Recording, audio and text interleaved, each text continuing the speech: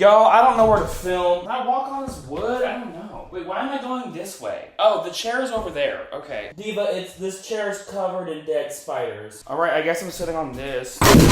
So I'm back home with my family, and we live in the mountains. And I don't know where to film, because we got like a big farmhouse, and there's just a bunch of people in there. Do I film here? Whatever. Oh, I've been watching the Alien series, a film anthology about bugs in space. And I have, just a couple thoughts. So, like, I wrote a whole intro and did all that, but it was so long and so boring. I don't know. There's no need for a long intro. Send money to my Venmo. I'm very poor. I don't know if anyone who watches my channel is going to actually like this video, because I just kind of talk about, like, gay stuff and also gay things. Lots of, like, RuPaul's Drag Race, but this video is also about gender content. Come on. I hope this video does well, because I need to make rent. Anyway, like I said in my previous videos, I come from a very long and very prestigious line of pretentious white male film majors. My favorite party trick is I like to go to people and ask them, oh, what's your favorite movie? I'm a film major, so I'm gonna judge you. And then I judge them. I like to judge them for it. For me, Alien is my favorite. Hold up. Hands down, this is my favorite movie. These are my hands. They're down. Hands down, my favorite movie. The lighting looks horrible. Because, like, I could be like real puss, but there's nothing there to rest the... I'm putting this on an old humidifier. So I want to, I guess, approach this movie from like a psychoanalytical framework, which is like a fancy way to say I'm going to analyze how desires and dreams and repressed thoughts and feeling kind of subconsciously motivate the creation of artwork and how people interpret it. It's like when you're in middle school and they ask you to read Wuthering Heights and they're like, well, what does Heathcliff represent?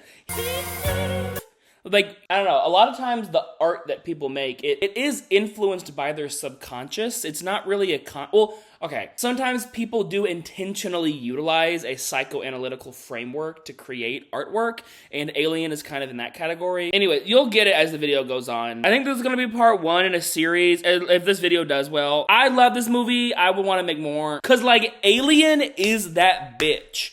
Diva, this movie is so good. I feel like the majority of the people know this movie and have seen this movie, especially lesbians. Big movie for lesbians. Sigourney Weaver is very important to the lesbians, especially Gen X lesbians. Any Gen X lesbians, leave a comment below, because I was really disappointed when I realized that Sigourney Weaver is not a lesbian. She's married to a man. Disappointing. So, like, most people have seen this movie, but I think it's good to, like, recap the basics. I wrote a little thing. Alien is a science fiction horror film directed by Ridley Scott, released in 1979. It follows the crew of the commercial freight, the Nostromo, who are awoken from hypersleep due to an incoming signal from an uninhabited planet.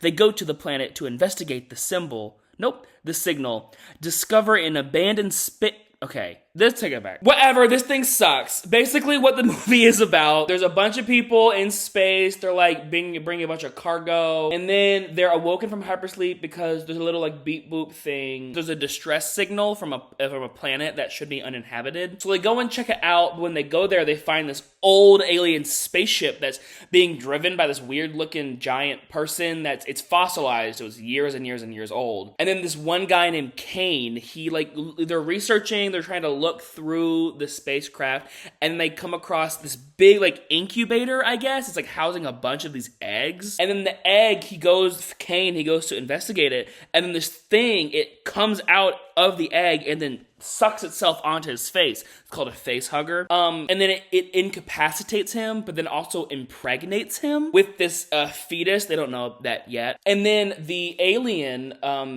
that's impregnated into him, it bursts out of his chest. And it then develops very quickly into a fully fledged xenomorph. And this xenomorph, it then like stalks around the spacecraft to hunt down all the people on the Nostromo until we have one survivor at the very end, Sigourney Weaver, who is Ripley, and a cat. She also has a cat. That's the main plot. I don't know, I'll fill in more when I need to, but that's the gist. So, like, the film is fantastic. Like, the acting is amazing. The cinematography is beyond. The sound design is incredible. The set is like, oh my god. It's all amazing, but it's really the monster, the xenomorph, that kind of makes the movie what it is. I feel like the xenomorph has become such a pop culture icon that people have kind of forgotten how cool it is. People who haven't even seen the movie know what it is and how it works. Like my boyfriend, his two favorite movies are Shrek 2 and also Pokemon Ranger and the Temple of the Sea, the Manaphy movie. And he hadn't seen the movie till I started dating him,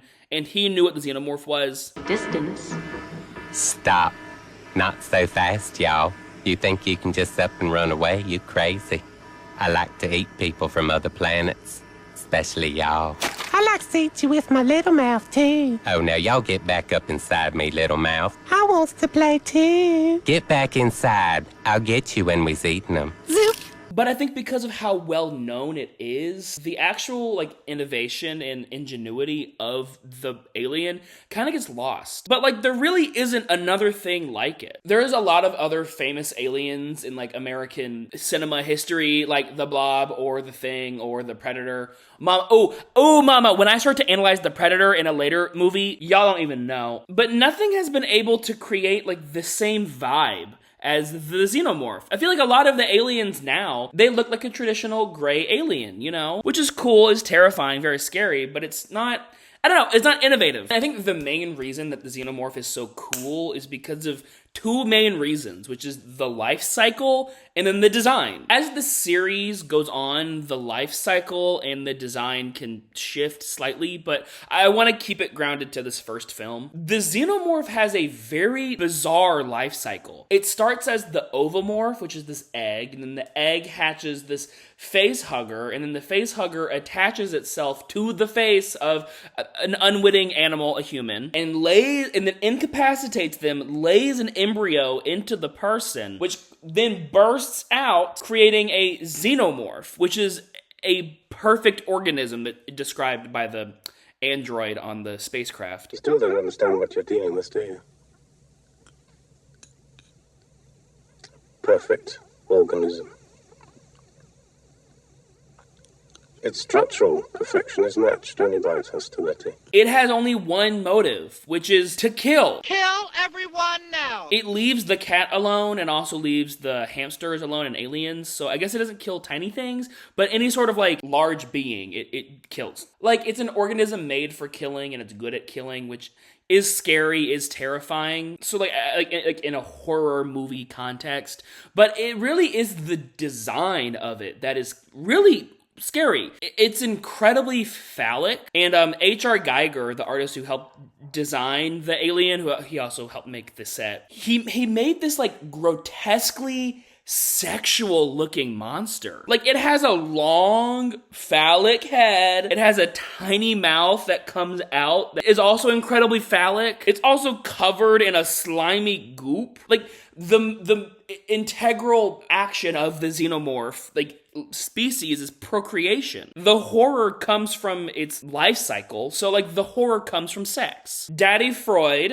correctly asserted that in order to live in a society, we have to repress sexuality, and the results are anxiety surrounding sex. So this film is about the anxiety surrounding sex. It also came from the late 70s, so like here in the States, we were going through a feminist sexual revolution. Diva, the face hugger impregnates you. Like, come on, we'll get to that. And like, I'm not just speaking out of my ass. The screenwriter, I think his name's Dan O'Brien, or Dan O'Bannon, what's his name? Dan O'Bannon. He said in a 2012 interview, quote, "I'm not going after the women in the audience. I'm going to attack the men. I am going to put in every image I can think of to make the men in the audience cross their legs.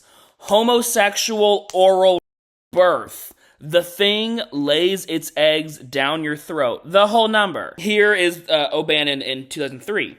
It's payback for all those horror films in which sexually vulnerable women were terrorized by rampaging male monsters. Like, you know those films where it's like the woman's getting attacked by a slasher or something, and she's like, "Oh no, my big exposed breast came undone while I'm getting ravaged. Oh no." Like, come on, people. Like, films pander to the male gaze, but like especially horror, it panders to the male gaze. That's a whole different thing. God, a video on the male gaze. But I think people know what that is anyway. But like, think about it. A large, stalking, phallic male presence that is inherently linked with sexuality. There's this famous scene of the xenomorph's tail like going beneath this woman. It's not a shower, but it looks like a shower. Women know this fear. Women know the fear of being sexually assaulted, or even worse, raped and killed by just existing in an open space. This isn't like new to women by any means. The purpose of Alien is to awaken these fears, these primordial fears, in a predominantly male audience. Men know that this fear exists, but they've never had to deal with it. It's not that like men can't be forcibly sexually dominated. It's that under patriarchy, is going to be feminist really quick, but like under patriarchy, men don't have to pay attention to this fear because it's not like an existential threat to the male experience. Men, we don't have to worry about it. It's like, when I was in college, I used to walk around campus late at night just alone because I thought it was fun. And then I told my friend about it, who was a woman, and she goes, "Oh, wow, that's male privilege at its best." And I'm like, yeah, that is male privilege. It's like that one Grimes song where she goes, "I never loved that," and he's Genesis. It's about this fear, the fear of being sexually ravaged. Men don't have to worry about this, but in Alien, the men have to worry about this. The xenomorph evens the playing field. Look at how the xenomorph procreates, right? It doesn't care what your gender is. It doesn't care about whatever sexual organs you have.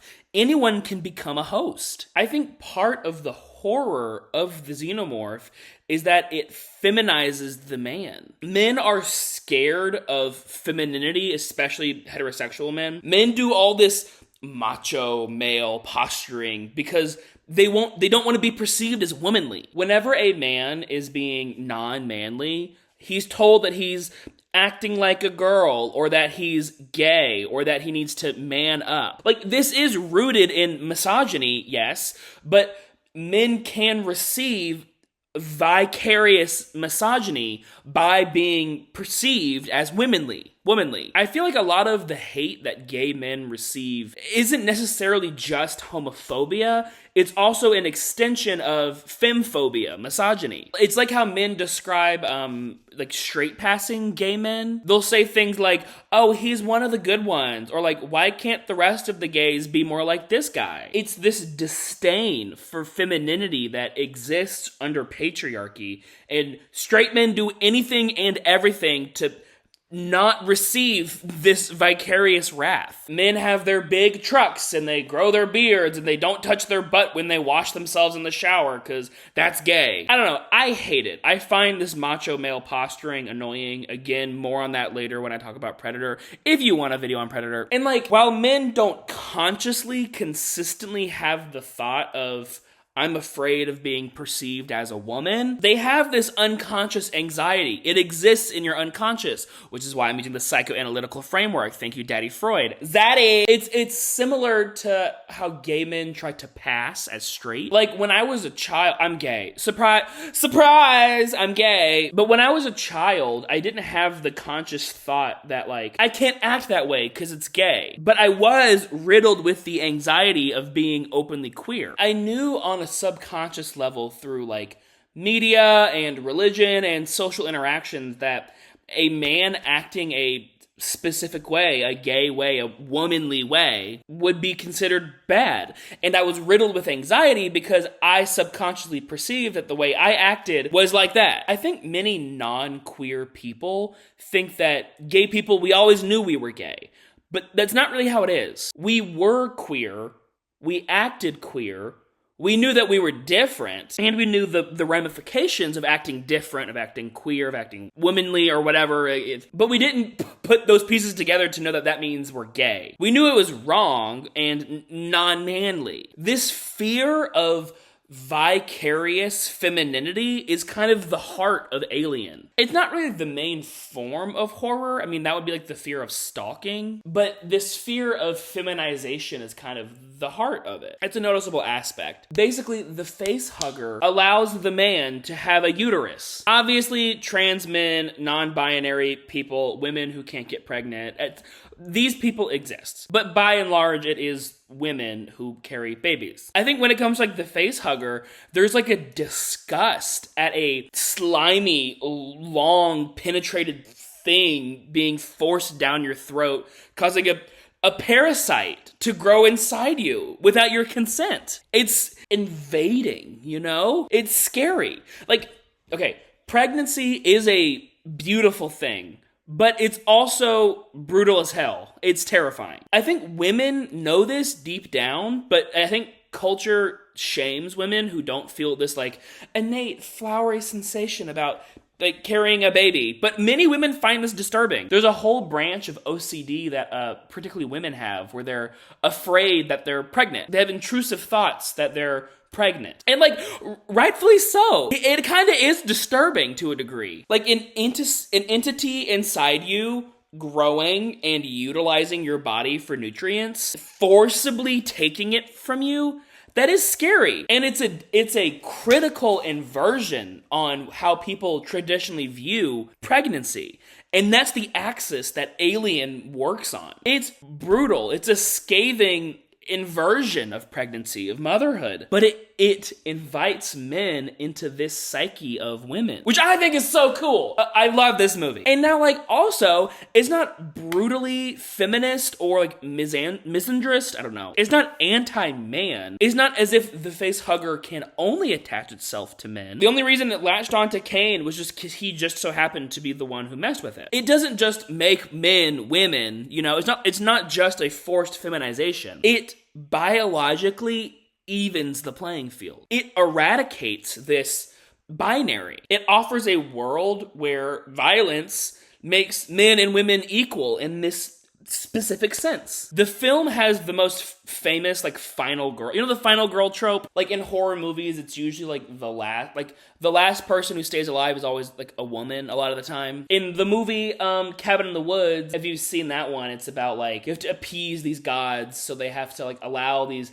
different archetypes to die, like the jock and the nerd and the whatever, and then the final girl, the virgin, has to be the final one to die. Oh, and guess who gives the speech? Sigourney Weaver. She played Ripley in Alien. Alien has the most famous final girl. And not necessarily the first final girl, that's kind of arguable, but it popularized the final girl trope. But it's not as if her femininity saved her. In Aliens, it's through her motherhood that she beats the alien. That's we'll get there. But, like, it's not like her femininity saved her. She's not showcased as being overtly feminine. All the characters are kind of gender neutral. It's just that Ripley was the most capable person at the time. They actually, they had the final survivor be a woman because they didn't think that the predominantly male audience would suspect a woman to be the final person to survive. And they wanted to invert that, what's that fucking word? Expectation. Now, like, because of this film, like, the final girl has become like a dime a dozen nowadays. It's kind of a cliche, but that's not how it was when this film came out in the 70s. It was a surprise. And if you're still not convinced about the sexual undertones of this movie, look at how wet this movie is. This movie is so wet. I'm wet. Like, look at this scene where, like, there's this android, Ash. He's kind of done everything in his power, like, to, like, sneakily keep the alien alive to make money for the company. There's a capitalist reading for this movie. That's a whole separate thing. My last name is Marx, and I didn't do a capitalist reading. What's wrong with me? But anyway, when Ripley tries to stop him, Ash, this male android, knocks her, makes her incapacitated, and then forces her on this, like, it looks like an altar of porn, and he rolls up a porno magazine and shoves it down her throat to try and, like, I guess kill her. Very, very sexual. It's very sexual, Your Honor. He's enacting the same sort of sexual violence that was put forward by the face hugger on to Ripley. This is a pervert sex movie. I don't know, I was reading some of the the analyses on Wikipedia. There was an overwhelming consensus of the psychoanalysis of the movie that the xenomorph was representative of femininity and womanhood. And I found that so odd because to me, the xenomorph is male. It's masculine. It's the one that gives the seed. It's the one that has this giant phallic head. They would call it a devouring mother. And I'm like, bitch, the alien is not mother. The alien is father. I think just in psychoanalysis, people are trying to fit it within a specific framework. And whenever something is inverting the framework, they don't like it. I don't know. But the alien is a man. It's a stand-in for masculinity. It's a critique of patriarchal subjugations on women. It's very dark. It's a dark interpretation of masculinity, but it's masculinity nonetheless. It's horror. It's horror. Of course it's dark. It's a horror movie. And I think that's that inversion of masculinity and femininity, of male and female. That's the most powerful part of Alien, and that's what kind of gave birth to this beautiful creature. It subverts expectations in such a very daring way, but because of the quality of the movie, the male audience, they don't get it. It goes over their head. They experience it subconsciously, but they don't recognize it. And it's because it's not like Ripley is a caricature of womanhood. It's not like in Ready or Not, the final girl is in a wedding dress, the most feminine article of clothing imaginable. She's not screaming like a hysterical woman in The Shining and only being able to combat Jack because of her motherhood. No, she's just a person who happens to be a woman and just so happens to be the best person for the job. I don't know. I love how Alien subverts these expectations. I find it incredible. I find it fierce. I think that's pussy. But also, that's not how Aliens is. And don't get me started on Predator. Aliens is just about motherhood. It's just trying to reinforce hegemonic beliefs that women can only have power through motherhood. And it's not like Predator, which is just about the Vietnam War. Mama, I'm making those videos. I don't care if you don't like this video. I'm making those videos. Send money to my Patreon. Nope. Send money to my Venmo. God, I'm so wet.